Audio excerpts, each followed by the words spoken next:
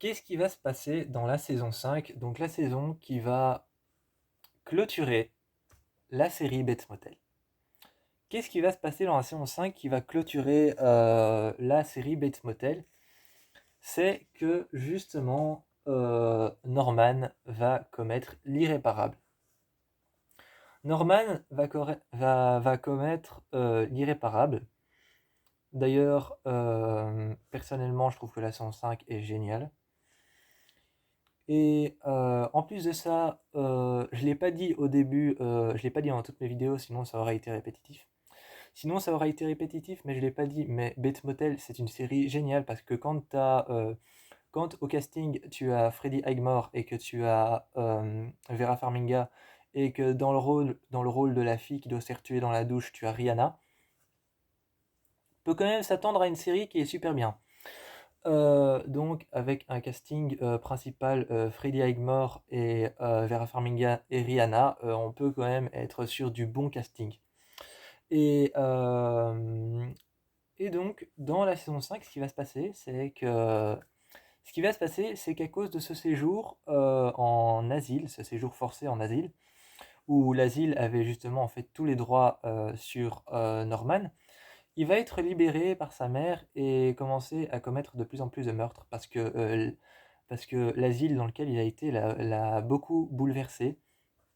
Ça l'a beaucoup bouleversé et il va commettre plusieurs meurtres, notamment un meurtre irréparable qu'il va commettre et qui va vouloir le seul meurtre où le psychotique va vouloir retourner en arrière. Le seul meurtre où le psychotique va vouloir retourner en arrière, c'est que Norman va tuer sa mère. Donc, il va tuer sa mère et là où ça devient super super glauque, c'est qu'il va tuer sa mère, mais qu'il va conserver le cadavre. Il va garder le cadavre, et là on rentre vraiment dans la psychotie. C'est vraiment ça la psychotie, la psychose, c'est vraiment ça. C'est des gens qui sont capables de conserver des cadavres. Et je vous avais pas parlé, mais dans la saison 1, 2 et 3, il y a aussi une jeune fille qui est là pendant un court instant et qui disparaît parce qu'elle veut se suicider, mais elle veut pas mourir, alors elle demande de l'aide à Norman pour disparaître et pour laisser derrière elle ses affaires et faire en sorte qu'elle ait disparu et simuler un suicide. Mais donc, à la saison 5, Norman tue sa mère et ce qu'il fait, c'est qu'il commence à vivre seul dans la maison de psychose, ce qui n'est pas du tout bon pour son bien-être mental. Pour son bien-être mental, pour sa santé mentale, c'est pas du tout bon, déjà de un, mais c'est un psychotique. C'est un homme atteint de psychose. Donc il va conserver le cadavre de sa mère et il va commencer à faire ce que tous les hommes psychotiques sont capables de faire, ce que toutes les personnes atteintes de psychose sont capables de faire. Il va commencer à habiller le cadavre, et il va commencer à parler au cadavre. Et comme il était persuadé qu'il pouvait retourner en arrière et qu'il voulait retourner en arrière pour ne pas avoir tué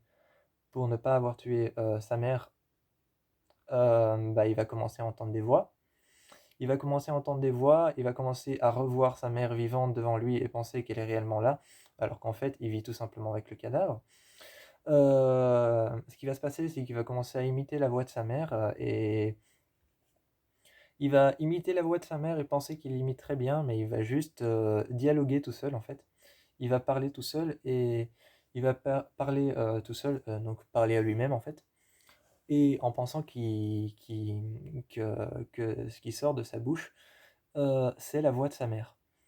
Et donc, il a tué sa mère et il veut la ramener. Donc, ce qu'il fait, c'est qu'il imite la voix de sa mère. Il habille son cadavre. Tous les soirs, il parle au cadavre de sa mère. Il conserve le cadavre de sa mère. Et vous allez me dire comment est-ce qu'il a fait pour conserver le cadavre de sa mère. Alors, oui, c'est vrai qu'un cadavre humain, pour ceux qui ne savent pas, à partir de 5 minutes, la décomposition commence. À partir de 1 an, le corps est décomposé. À partir de 3 ans, les organes sont plus là. À partir de 10 ans, les os sont plus là. Et à partir de plus que 10 ans, il n'y a plus rien. Comment je sais ça? J'ai fait des recherches. Comment je sais ça? J'ai fait des recherches et j'ai regardé le film Old. J'ai regardé le film Old, le film d'horreur Old, et j'ai fait des recherches. Bref. Donc, mais là, dans un cas très particulier, Norman, en fait, il a une activité très saine d'esprit, c'est la, la, il empaille des animaux. Donc, je sais plus comment on appelle ça. Euh, donc voilà, donc il empaille des animaux, il fait cette discipline, je sais plus comment ça s'appelle. Euh, Donc, il empaille des animaux et dans la cave de la maison, il y a un atelier, l'atelier de Norman, qui est juste à côté de la chaudière. Donc, pas du tout dangereux le truc, hein. Son atelier est dans la cave où il y a de l'humidité. Déjà que l'humidité c'est toxique un peu pour l'humain. Déjà que l'humidité c'est un peu toxique pour l'humain et que la pourriture c'est toxique pour l'humain parce que c'est c'est des champignons, de la pourriture. On ne sait pas encore quels champignons sont pourris pour l'humain, sont mauvais pour l'humain ou non. Dans la moisissure, on ne sait pas encore ça.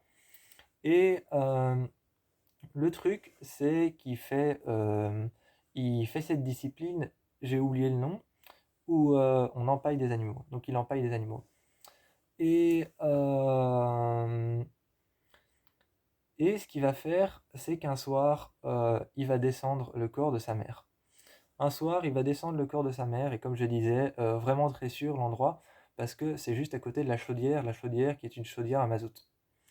Donc, juste à côté de la chaudière qui est une chaudière à mazout, et le mazout, c'est bon pour la santé, c'est vrai.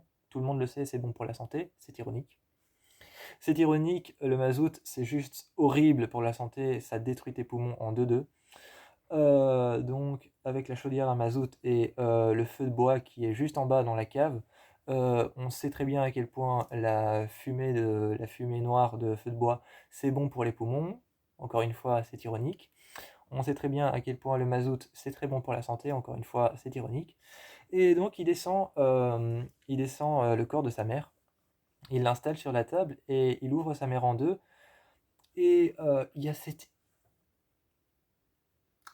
scène ultra flippante. Il y a cette scène ultra flippante où il dépose le corps de sa mère sur une table genre table d'autopsie, une table en métal. Il dépose le corps de sa mère et quand il enlève ses vêtements, tu vois derrière lui Vera Farmiga, donc sa mère. Tu vois sa mère derrière lui, tu vois Norma Bates derrière lui, derrière Norman. Derrière Norman, tu vois Norma Bates qui est debout et qui est en train de dire: Mais Norma, tu ne vas quand même pas tout de même déshabiller ta mère et regarder ta mère toute nue.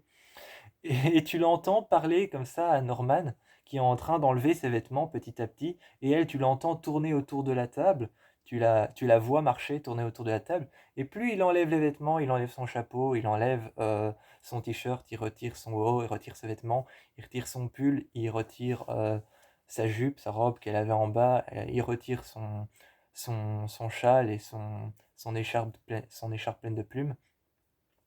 Et au fur et à mesure qu'il retire les vêtements, tu la vois tourner autour et dire: Norman, c'est quand même dégueulasse de voir sa mère toute nue, c'est quand même dégueulasse de retirer les vêtements de ta mère, c'est quand même horrible de regarder ta mère toute nue, tu ne vas quand même pas regarder ta mère toute nue. Tu l'entends parler comme ça en continu, tu l'entends dire: Tu vas quand même pas voir ta mère toute nue, je suis ta mère, tu ne peux pas faire ça. Et tu l'entends dire des trucs comme: C'est de l'inceste, tu ne peux pas. Et euh, lui, il se bouche les oreilles comme ça et il essaye de dire: Non, t'es pas réel, t'es pas réel, t'es pas réel.